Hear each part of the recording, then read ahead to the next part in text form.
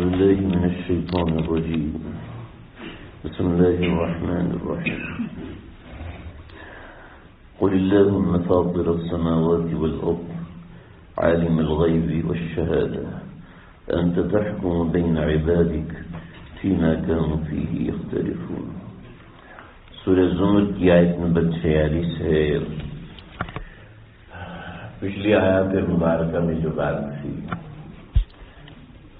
پہلی بات یہ فرمائی، پہلے شرک کے مقابلے میں جو پہلی بات ہے وہ یہ ذکر کی کہ قل للہ الشفاعۃ جمیعا، شفاعت کا حق صرف اور صرف اللہ رب العزت کو ہے اور کسی کو نہیں. درمیان میں ایک دخل مقدر کے اعتبار سے بات فرمائی تھی، وَإِذَا ذُكِرَ اللَّهُ وَحْدَهُ اشْمَأَزَّتْ. اس کے بعد اگلی بات یہاں فرمائی کہ جو یہ سمجھتا ہے کہ کسی اور کے ہاتھ میں بھی اختیار ہے، کسی اور کو بھی اللہ نے تھوڑا بہت کچھ دیا ہوا ہے، تو اس کا رد یہاں سے کیا کہ آپ یہ بھی ان سے کہیے. پہلے کہا کہ شفاعت صرف اللہ کے ہاتھ میں، اب یہاں دوسری بات ذکر فرمائی کہ یہ سب چیزیں اللہ کے ہاتھ میں ہونے کی وجہ یہ ہے. قل، آپ ان سے علی الاعلان یہ بات کہیے، اللہم فاطر السماوات والارض، اللہ ہی ہیں جو آسمان اور زمین کو تخلیق دینے والے ہیں، یہ آسمانوں کو اور زمین کو تخلیق دینے والے ہیں. اور اس کے اندر اب جب آسمان ہے تو آسمان میں کروڑوں راز دفن، کروڑوں ہم اپنی گنتی کے حساب سے کہتے ہیں، ہماری گنتی وہیں تک ہے. اور زمین کے اندر کروڑوں باتیں، کروڑوں چیزیں دفن ہیں، اور یہ یہاں پہ آ کے پتہ چل رہا ہے. تو قل اللہم فاطر السماوات والارض، اور پھر اس کے اندر مغیبات ہیں، کروڑوں مغیبات. دنیا ابھی 19ویں صدی کے اندر جا کے کچھ اس کو چیزیں سمجھ میں آئی ہیں کہ صرف ہماری زمین نہیں بلکہ زمین کے ساتھ اور بھی بہت سی چیزیں ہیں، اور وہ اتنی زیادہ ہیں کہ زمین کی حیثیت اتنی بھی نہیں ہے جتنی اس پورے کرۂ ارض کے اندر ایک گٹھلی کی ہے. یعنی یہ گٹھلی بھی نسبتاً بڑی ہے یہ زمین اس کرۂ کے اندر. یعنی جس گلیکسی کے اندر زمین ہے اس گلیکسیز میں 23 کروڑ گلیکسیز اس طرح کی موجود ہیں. یعنی جس گلیکسی کا یہ نظام شمسی، پورا نظام شمسی جس کا حصہ ہے، یعنی سورج بھی اس کا ایک چھوٹا سا ذرہ ہے، تو زمین کی کیا حیثیت. تو آپ خود سمجھیں کہ کتنے راز میں اس میں دفن ہیں. تو اللہ کہہ رہے ہیں نہ صرف یہ کہ فاطر السماوات والارض، زمین آسمان کی تخلیق کرنے والے، نہ صرف یہ بلکہ عالم الغیب والشہادہ، وہ عالم جو کہ غائب ہے، یعنی تمہیں پتہ ہی نہیں، جس کے بارے میں تم جانتے ہی نہیں ہو کہ یعنی بلیک ہول کے مقابلے میں جو ہمیں نظر آتا ہے وہ 2.5% ہے، تو وہ 97.5% کو جانتا ہوں، وہ شہادہ یہ 2.5% کو بھی جانتا ہوں. یعنی اس کائنات میں جو کچھ ہے وہ سب اللہ جانتے ہیں. اور یہ حتیٰ کہ ما تسقط من ورقۃ، ایک پتا بھی گرتا ہے تو الا هو یعلمها، اللہ اس کو جانتے ہیں. تو یعنی اتنی سی بات کی بھی وہ خبر رکھتے ہیں. میرے آپ کے دل کے نظریات کی خبر کیوں نہیں ہوگی؟ میرے آپ کی زندگی کی ضروریات کی خبر کیوں نہیں ہوگی؟ کیوں اس کے سامنے ہمیں کسی اور کی سفارش کی ضرورت پڑ رہی ہے؟ تو یہ بتاؤ کہ اللہ کی کبریائی ہے. فاطر السماوات والارض عالم الغیب والشہادہ. اور پھر یہ بھی کہو کہ جب اتنا بڑا ہے تو اس کو چھوٹی چھوٹی چیزوں سے کیا فرق پڑتا ہے؟ انت تحکم بین عبادک، کہ آپ فیصلہ بھی کریں گے. یہ چھوٹی باتیں بڑی باتیں ہماری نظر میں ہیں، اللہ کی نظر میں یہ کچھ اور ہے جس کو ہم نہیں سمجھ سکتے. لہذا تحکم بین عبادک، اپنے بندوں کے درمیان آپ فیصلہ کریں گے. فیما کانوا فیہ یختلفون، جس کے بارے میں یہ اختلاف کر رہے ہیں کہ ہمیں پیدا کرنے والا کون ہے، ہمیں نظر و نما دینے والا کون ہے، وغیرہ وغیرہ وغیرہ. یہ تو ایک آیت کے معنی کے اعتبار سے بات ہوئی. دوسری بات اس آیت کے بارے میں ہے وہ سمجھ لیجیے. پچھلی آیات میں جو مضمون چل رہا تھا وہ یہ چل رہا تھا کہ اہل کفر وَإِذَا ذُكِرَ اللَّهُ وَحْدَهُ اشْمَأَزَّتْ قُلُوبُ الَّذِينَ لَا يُؤْمِنُونَ بِالْآخِرَةِ، اللہ کے ذکر سے ان کے دل میں بیزاریت آتی ہے، اور جب اللہ کے ساتھ وَإِذَا ذُكِرَ الَّذِينَ مِن دُونِهِ إِذَا هُمْ يَسْتَبْشِرُونَ دوسروں کا ذکر آتا ہے تو وہ خوش ہو جاتے ہیں۔ تو اے محمد اہل ایمان کو سمجھاؤ، اہل کفر کو سمجھاؤ کہ مسلمان کے لیے اس بات کی شدت سے ضرورت ہے کہ ہم تمہارے ساتھ نہیں ہیں، ہم تمہارے ساتھ نہیں ہیں، ہم تمہارے نظریے والے نہیں ہیں، یعنی ان کے نظریے سے براءت کا اظہار ضروری ہے، اہل کفر کے نظریے سے براءت کا اظہار ضروری ہے، ایسے ہی اہل معصیت سے ان کے نظریے اور ان کے عمل سے براءت کا اظہار ضروری ہے۔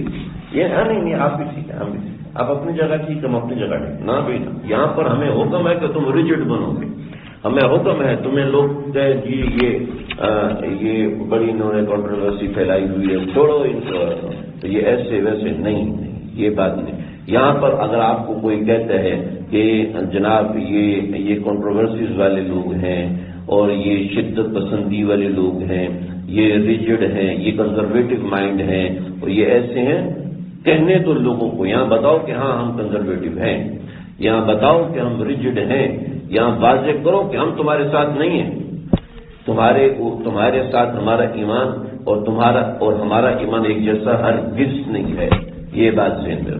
تم اہل کفر ہو، ہم اہل حکمت کے ساتھ، ایسے نہیں کہ انسان شور مچانا شروع کرے تم کافر ہو، تم کافر، یہ مطلب نہیں ہے، مطلب یہ کہ اہل کفر سے، ان کی کفر سے برات کا اظہار کرے، نہیں ہم تمہارے ساتھ نہیں ہیں، نہیں ہم اس معصیت میں داخل نہیں ہیں، لا يجوز الحضور عند مجلس فيه المحظور، جہاں اللہ کی نافرمانی ہے وہاں ہم نہیں بیٹھیں گے، جہاں اللہ کی نافرمانی ہو رہی ہے ہم اس نافرمانی کو برداشت نہیں کریں گے، میرے گھر کے اندر اللہ کی نافرمانی برداشت نہیں کرو، تم کہتے ہو کنزرویٹو، تم کہتے ہو، تم جانتے ہو کہ جو یہ کنزرویٹو ہوتے ہیں، صحیح آپ کی مرضی ہے۔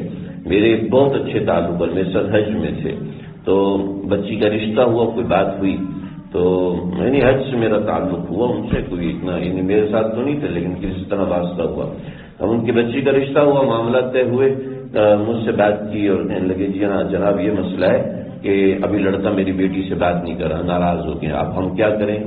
میں کہا بھائی آپ کو تو میں نے سختی سے منع کیا تھا، جب تک نکاح نہیں ہوتا اس سے پہلے بات چیت کرنا جائز نہیں، تو انڈرسٹینڈنگ کیسے ہوگی؟ انڈرسٹینڈنگ میں نے کہا بھائی جب شریعت نے اجازت نہیں دی، تو کہنے لگے جی ہم تو کنزرویٹو مائنڈ نہیں ہیں، ہم اوپن مائنڈ ہیں، تو میں نے کہا ٹھیک ہے پھر بھیج دینا ان کو میری بچی کے ساتھ بھیج شادی سے پہلے، تاکہ انڈرسٹینڈنگ ساتھ لے گئے، ایک دو سال کے لیے ساتھ بھیج دیں، انڈرسٹینڈنگ ساتھ ہی لے گئے۔ کیا مطلب انڈرسٹینڈنگ کی کیا حدود ہیں، اوپن مائنڈ ہونے کی کیا حدود ہیں؟ کوئی حدود بیان کر سکتے ہیں؟ بس جو شریعت پہ چلتا ہے وہ کنزرویٹو مائنڈ ہے، جو شریعت کو فالو کرتے ہیں وہ کنزرویٹو ہے، ہم اوپن مائنڈ ہیں۔ یہ کیا بات ہوئی؟ اس طریقے سے ہم لوگوں نے اپنی حدود بنائی ہیں جو کہ کہیں جا کے کفر سے ٹکراتی ہیں، کہیں جا کے کفر یا نظرات سے ٹکراتے ہیں۔ ہم اتنے ریجڈ نہیں ہیں، ہم تو نارمل لوگ ہیں، ایسا ہم ایکسٹریم پہ نہیں جاتے، ہم بس نارمل رہتے ہیں۔ کیا نارمل بھی؟ جو دائرہ شریعت نے کھینچا ہوا ہے وہ دائرہ میں کون ہوتا ہوں کھینچنے والا؟ جو دائرہ شریعت نے واضح کہ بھائی اس سے باہر نہیں نکل سکتے، تم اہل ایمان ہو تو اہل ایمان کا یہ دائرہ۔ آپ دیکھیے ہماری شادیوں کے اندر مکمل یہود و نصارہ کا طریقہ چلتا ہے، ہم یہود و نصارہ کے خلاف، مکمل ہماری شادیوں میں مہندی بھی ہوتی ہے، مایوں بھی ہوتی ہے، سہرا بندی بھی ہوتی ہے، کیوں ہوتی ہے جناب؟ ہم تو اوپن مائنڈ ہیں، ہم تو کنزرویٹو نہیں ہے نا۔ تو یہ کیا ہے؟ خود ہی سے اپنی حدود بیان کر، قل اللہم فاطر السماوات، اہل کفر سے برات کا اظہار کرو، اہل معصیت سے برات نہیں، یہ گناہ ہے، ہم نہیں کر سکتے۔ ایک تو یہ ہوتا بندہ غلطی کا اعتراف کرتا ہے، اور ایک یہ کہ بندہ کہتا ہے چھوڑا ہے مولویوں کی باتیں، جب یہ بات آتی ہے مولوی کی نہیں مولا کی باتیں ہوتی ہیں، مولوی کی کوئی بات نہیں ہوتی، جو بھی چیز ہے وہ صرف اللہ اور رسول کی تعلیم ہے، اس سے ہٹ کے کچھ نہیں۔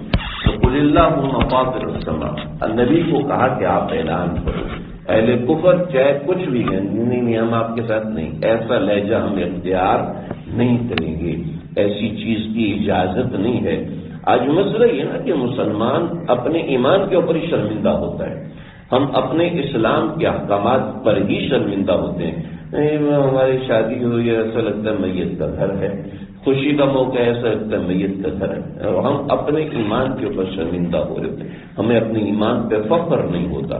چنانچہ قل، اعلان کرو ان کے سامنے، اللہم فاطر السماوات والارض، اللہ ہی ہے جو آسمان اور زمین کو پیدا کرنے والا ہے، اور وہ اس کی باریکیوں کو جانتا ہے، اس کی چھپی ہوئی باتوں کو جانتا ہے، اس کی کھلی ہوئی باتوں کو جانتا ہے، اور پھر وہ فیصلہ بھی کرے گا، ایسا نہیں کہ وہ صرف جانتا ہے۔ تو یہاں اہل کفر سے براءت کا اظہار کیا گیا، بات واضح کی گئی کہ بھی یہ کیا ہے جی، ہمیں تو ایسی چنانچہ آج دیکھیں ایسی ازم دنیا میں اتنا پھیل رہا ہے انہی چیزوں کی وجہ سے کہ جی ہم نے خود ہی سے حد بندی کی ہے اسلام کی، خود ہی سے حد بندی کی ہوئی ہے دین کی، تو اس وجہ سے یہ چیز پھیل رہی ہے۔ تو یہ تو آیت کے اندر صاف کہہ دیا کہ آپ ان کے سامنے واضح کر دیں کہ یہ مسئلہ ہے۔